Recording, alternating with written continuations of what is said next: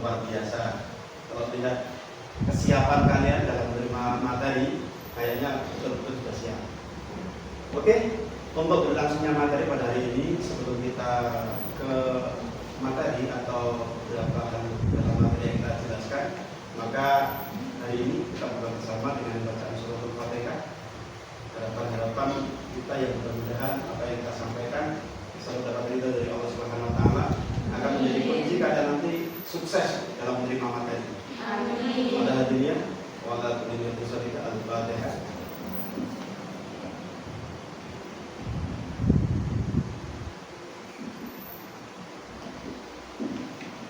Terima kasih untuk sebagaimana pertemuan di kali ini atau di pagi hari ini.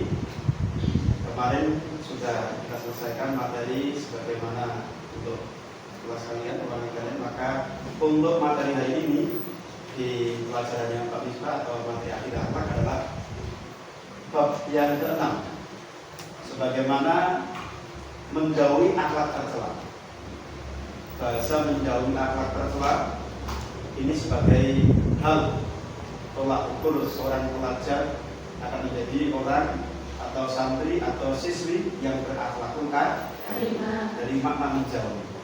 Oleh karena itu, sebelum kita menyampaikan materi berkaitan dengan menjauhi akhlak tercela, ayo kita lihat bersama-sama sebagaimana materi yang akan kita jelaskan. Kita lanjut menjauhi akhlak tercela. Nah ini minimal kita akan mengenal dan dikenalkan pertanyaan yang pertama, yakni berkaitan dengan apa yang kalian ketahui tentang akhlak tercela. Definisi, arti dalam akhlak tercela itu apa? Ada yang tahu? Silakan. Kita tidak akan membodohi kalian dalam artian akhlak tercela secara versi anak SMA aliyah banyak. Silakan untuk dijawab akhlak tercela di antaranya. Kita, Pak Ika, ya. Meta, monggo. Akhlak yang tidak terpuji. Jadi hal-hal yang berkaitan dengan akhlak tercela, jawaban Mbak Meta, akhlak yang tidak terpuji tetap menjadikan jawaban yang benar, walaupun sebenarnya kurang memuaskan. Mungkin ada yang tahu berkaitan dengan akhlak tercela? Sikap buruk yang harus dihindari untuk oleh semua orang, ya, enggak apa-apa. Akhlak yang tidak harus ada pada setiap orang atau setiap manusia. Oke? Mungkin ada yang lain? Enggak? Enggak ada? Oke. Kita jelaskan sebagaimana arti daripada akhlak tercela. Nah ini ya gambaran. Kamu nggak usah tersenyum dengan gaya-gaya di depan tadi ya. Jadi akhlak tercela itu sebenarnya juga merupakan akhlakul madhumah. Apa ya madhumah itu? Tentunya akhlak yang tidak disukai oleh Allah. Bahasa madhumah itu mungkin yang menjadikan hal yang manakala tidak aman bagi kita. Oleh karena itu, kita lihat arti akhlak tercela adalah sebuah tindakan atau sikap buruk yang harus dihindari oleh setiap manusia. Bahasanya harus, kalimat harus itu seolah-olah wajib, harus kita menghindari. Tentunya kalau kita tidak menghindar, apa yang menjadi gambaran yang awal tadi aku sampaikan, tentunya nanti Anda tidak akan berhasil. Makanya, mohon maaf, akhlak tercela adalah sebuah tindakan atau sikap buruk yang harus dihindari oleh setiap manusia. Bisa dimengerti? Yeah. Mengapa harus dihindari? Ya tadi di antaranya. Karena ini hal buruk. Apapun hal buruk itu kalau tidak kita hindari, dan saya kita nanti yang jadi korbannya keburukan, tidak orang lain. Itu di antaranya. Oke? Setelah kita ketahui akhlak tercela sebagaimana akhlakul madhumah, begitu juga penjelasan, maka kita lanjut dengan materi berikutnya. Nah ini macam-macam akhlak tercela. Kehidupan dalam akhlak tercela ternyata banyak versi, banyak macamnya. Di antaranya akhlak tercela, satu poin adalah hubud dunia. Hubud dunia. Hal hubud dunia ini luar biasa kalau bagi insan yang namanya manusia. Jangankan kok setingkat kalian, setingkat guru pun, seorang ustadz pun juga banyak yang hubud dunia. Makanya kita nggak ada lagi. Ini merupakan poin awal, poin pertama sebagai akhlak tercela adalah hubud dunia. Kemudian yang kedua adalah hasud. Itu juga arti daripada hasud. Ketika orang itu punya hasud, punya sifat hasud, maka tentunya juga akan menjadikan hal yang rugi di belakang kemudian. Lanjut, yang ketiga adalah ujub, sombong, dan riya. Dari 5 item, dari 5 hal, ini merupakan macam-macam daripada akhlak tercela. Oke? Marilah kita satu demi satu poin kita selesaikan dalam materi atau kajian hari ini. Oke, baik. Baik, tampilan. Lagi-lagi mohon maaf, Anda nggak usah tertarik dengan gaya. Walaupun gambar bagaimana, tapi ini membuktikan bahwa yang namanya hubud dunia. Nah ini kita lihat bersama-sama artinya hubud dunia adalah cinta dunia yang berlebihan. Kalimatnya cinta dunia yang berlebihan. Apapun hal, apapun persoalan, kalau sudah poinnya berlebihan, ajaran agama itu melarang. Anda pakai make up berlebihan, pakai busana berpakaian kalau berlebihan juga tidak. Kita lihat aja bagaimana gambaran Rasulullah ketika berakhlak mulia. Makanya cinta dunia yang berlebihan ini termasuk arti daripada hubud dunia. Seperti halnya kita lihat bersama di bawahnya adalah satu, ketika Anda itu cinta dunia berlebihan, maka akan ketemu poin menganggap dunia sebagai tujuan hidup. Kalau memang Anda sebagai seorang pelajar, dunia ini seolah-olah arti sebagaimana tujuan kalian, maka akan salah dalam perjalanan sebagai seorang pelajar. Masalahnya dalam kehidupan itu pasti ada hal yang mengakhiri di dalam usia kita. Anda sekolah aja juga diakhiri dengan kelas 2. Walaupun hari ini Anda masih kelas 10, tapi pada akhirnya dalam jenjang berikutnya sampai 3 tahun juga akan diakhiri dengan namanya kelas 2, 12 SMA.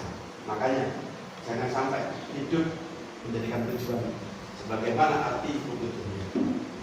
Kemudian yang kedua, tidak menyukuri nikmat Allah Subhanahu wa taala. Bahasa syukur.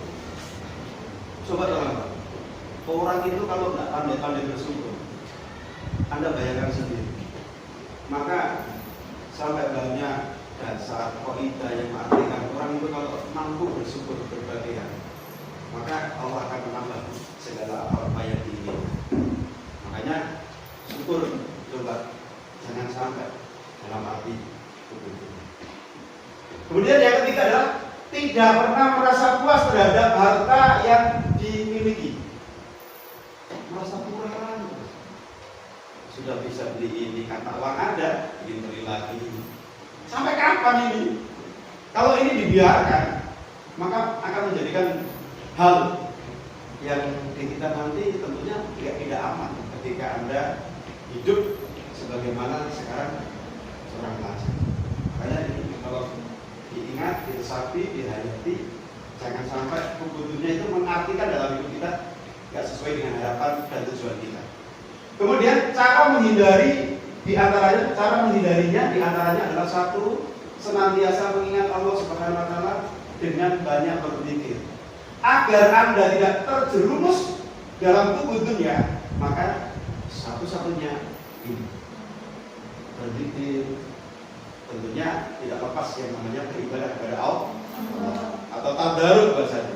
Selalu kita BPDP atau mendekatkan diri kepada Allah Subhanahu wa taala. Biar ini tidak akan tercapai dalam hidup kita.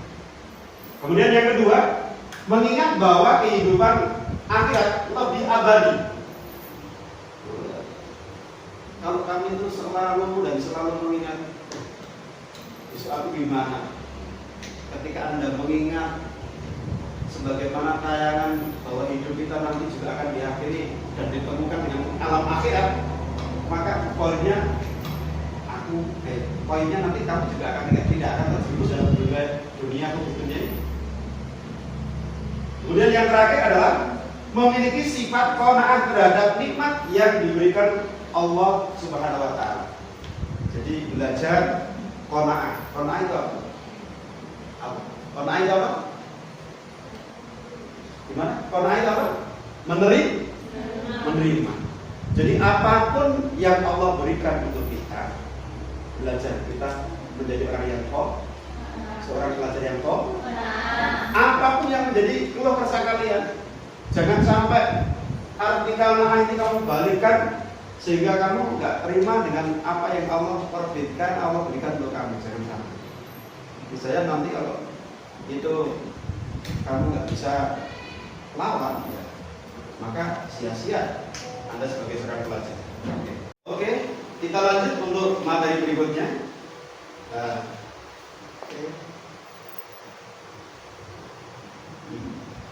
Setelah kita tahu materi, kita lanjut materi yang namanya hasud. Sebagaimana arti daripada hasud adalah iri hati atau dengki. Sebagaimana ini juga sering dalam kehidupan kita. Hal ini seolah-olah tanpa disadari, tanpa kita berpikir bahwa hasud itu terjadi pada diri kita, baik pelajar maupun keluarga secara umum. Kemudian bahaya memiliki sifat hasud diantaranya adalah satu, pergaulan tidak jadi harmonis atau tidak tulus. Mohon maaf, hal ini itu biasanya sering dialami oleh pelajar. Pokoknya bergaul itu seolah-olah ada maunya. Tapi jangan sampai hasud ini selalu sering terjadi pada diri kita, sehingga poinnya nanti dalam perjalanan pergaulan Anda satu dengan yang lain itu tidak akan terjadi yang namanya tulus, sehingga sering cekcok, berantem dan sebagainya. Lanjut, yang kedua, hati menjadi gelisah karena memikirkan nikmat orang lain. Ini juga sering bahasa ini, selalu menghitung-hitung nikmat antara satu dengan yang lainnya, sementara nikmat yang Allah berikan untuk kamu sendiri tidak pernah dihitung sebagaimana harus kita laksanakan atau kita praktekkan. Kemudian yang nomor 3 adalah sikap hasud mengarah pada sikap maksiat. Jadi ini lebih poin besarnya ya. Kalau hasud ini sering terjadi, maka dominan sikap kita itu seolah-olah selalu bermaksiat. Nah, orang itu kalau sudah endingnya bermaksiat, tentunya lakunya juga sering mendapatkan hal yang namanya dosa. Oke, hasud kita anggap selesai. Kita lanjut berikutnya. Ya, ujung. Lagi-lagi mohon maaf, jangan Anda senyum dengan gambar yang ditayangkan. Ini hal yang manakala harus kita hilangkan. Bahasa ujub, sebagaimana arti ujub adalah merasa kagum terhadap diri sendiri karena kelebihan yang tidak dimiliki orang lain, sehingga membanggakan diri sendiri secara berlebihan. Orang itu enggak. Kalau selalu dirinya itu merasa wah, aku dan aku, maka menganggap bahwa orang lain itu nggak ada apa-apanya dengan dia. Padahal hal itu sangat bertolak belakang sebagaimana dalam akhlak bertolak. Jangan sampai terjadi. Kemudian dampak negatif dalam sifat ujub diantaranya satu, menimbulkan kesombongan. Sudah barang tentu ini. Orang kalau sudah masuk dalam ranah ini, maka tentunya dia akan menimbulkan hal-hal yang sombong. Lagi-lagi aku dan aku. Jadi tolong untuk tidak. Yang kedua adalah mudah tertipu oleh pikiran dan pendapatnya sendiri. Jadi bahasa tertipu. Orang kalau tertipu kan ya, ini ya nggak enak. Itu kok selalu mendapatkan tipuan. Apalagi yang ketiga adalah tidak mau belajar dari kelebihan orang lain. Enggak, peserta didik kerja banggakan. Jadi tolong dan tolong sikap-sikap yang kita gambarkan, beberapa hal yang sudah kita sampaikan ini jangan sampai terjadi. Sudah, materi khusus saya kira cukup. Kita lanjut untuk berikutnya. Oke. Kemudian yang keempat adalah sombong. Sebagaimana arti daripada sombong adalah melihat diri sendiri lebih baik dari orang lain.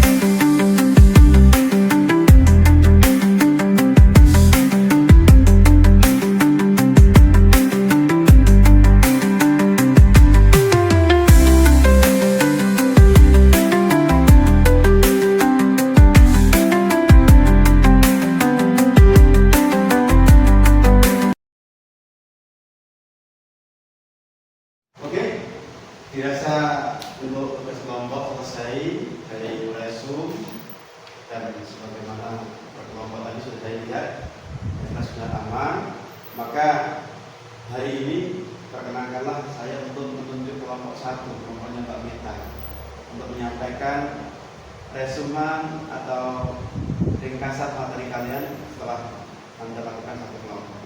Silakan, monggo diwakili oleh Mbak siapa untuk maju ke depan untuk menyampaikan resumannya yang materi tadi. Silakan, monggo.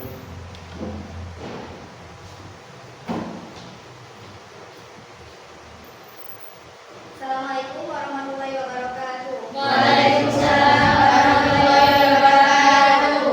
Perkenalkan, nama saya Niswa Nuria Putri, perwakilan dari kelompok 1. Di sini saya akan menyimpulkan bahasan tadi, yaitu akhlak tercela, yaitu sifat sombong. Sombong adalah orang yang memandang dirinya memiliki kesempurnaan dan orang lain dianggap lemah. Sifat ini juga berkaitan dengan sifat ujub, dan sombong ini juga disebut dengan takabur. Ya. Di sini saya dan teman-teman akan mempraktikkan dari sikap sombong ini. Aduh, capek banget ini. Bisa di mana, Kak? Habis jalan-jalan lah. Naik mana? Aku jalan-jalan ke luar negeri, naik helikopter. Wah, pasti kamu kaya banget ya, kok sampai naik helikopter. Iyalah kan, orang tuaku orang terkaya di Indonesia. Enak banget ya. Iya dong. Kamu jalan-jalan kemana aja? Ke Kairo, ke Tokyo, ke Inggris, ke banyak-banyak. Pokoknya di luar negeri semuanya sudah aku jelajahi. Rasanya gimana, Kak? Enak banget. Aduh, tapi kok kamu sombong amat ya? Iya.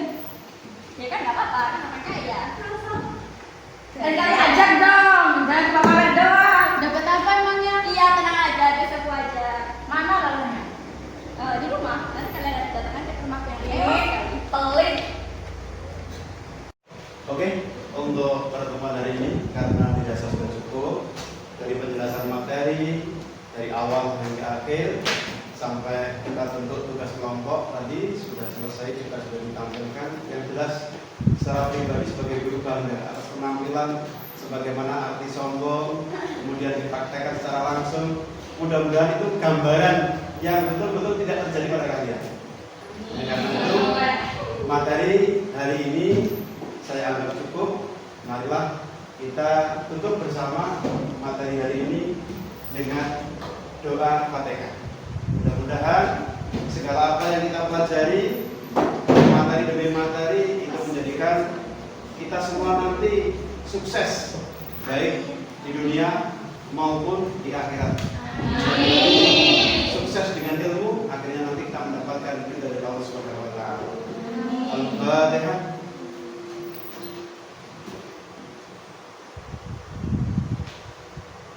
Terima kasih.